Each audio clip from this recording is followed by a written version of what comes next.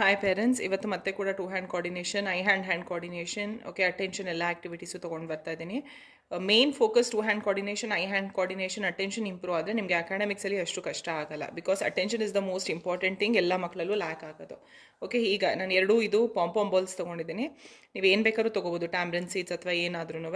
Okay, first ನೀವು initially ಒಂದು ಕೈ ಮೇಲೆ ಒಂದು ಕೈ ಕೆಳಗಡೆ, ಓಕೆ, ಒಂದಾದ್ಮೇಲೆ ಒಂದು ಮಾಡಿಸ್ಬೋದು. ಬಟ್ ಅದಾದಮೇಲೆ ನನಗೆ ಹೀಗೆ two hand coordination at a time ಆಗಬೇಕು. ಎರಡು ಕೈಯು ಅಟ್ ಎ ಟೈಮ್ ಮೂವ್ ಆಗಬೇಕು ನನಗೆ. ಓಕೆ, ಇದು ಒಂದು ಆ್ಯಕ್ಟಿವಿಟಿ. ನೆಕ್ಸ್ಟ್ ಒನ್, ಇದು ಅಚೀವ್ ಆದಮೇಲೆ ಓಕೆ, ಇದಿನ್ನೊಂದು. Okay, circle and arrow mark. ಮತ್ತೆ ಅದನ್ನು ಹೀಗೆ ಇಡ್ತಾರೆ ಮೇಲೆ. ಓಕೆ, ಇದು ಮೇಲೆ ಹೋಗಬೇಕು, ಇದು ಸರ್ಕಲ್ ಆಗಬೇಕು, ಇದು ಮೇಲೆ ಹೋಗಬೇಕು, ಇದು ಸರ್ಕಲ್ ಆಗಬೇಕು. ಎರಡೂ ಒಟ್ಟಿಗೆ ಟೂ ಹ್ಯಾಂಡ್ ಕೋಆರ್ಡಿನೇಷನಲ್ಲಿ ಆಗಬೇಕಿದು ಹೀಗೆ. Okay, circle two hand coordination ಇದೊಂದು ಆ್ಯಕ್ಟಿವಿಟಿ. ಓಕೆ, ಇನ್ನೊಂದು ಆ್ಯಕ್ಟಿವಿಟಿ ಏನಂದರೆ, ನಾನು ಇದರಲ್ಲಿ ಕಲರ್ಸ್ ಹಾಕಿದ್ದೀನಿ. ಓಕೆ, ಇದರಲ್ಲಿ ಒಂದು ಸೆಟ್ ಆಫ್ ಕಲರ್ಸ್ ಇಲ್ಲಿ ಹಾಕಿದ್ದೀನಿ. ಅದೇ ಸೇಮ್ ಕಲರ್ಸ್ ನಾನು ಇಲ್ಲಿ ಕೂಡ ರಿಪೀಟ್ ಮಾಡಿದ್ದೀನಿ. ಓಕೆ, ಇವಾಗ ಏನು ಮಾಡಬೇಕು ಅಂತಂದರೆ, ಈಗ ಒಂದು ಕೈಯಲ್ಲಿ ಆರೆಂಜ್ ಮಾಡಿದ್ರೆ ಇಲ್ಲೂ ಆರೆಂಜ್.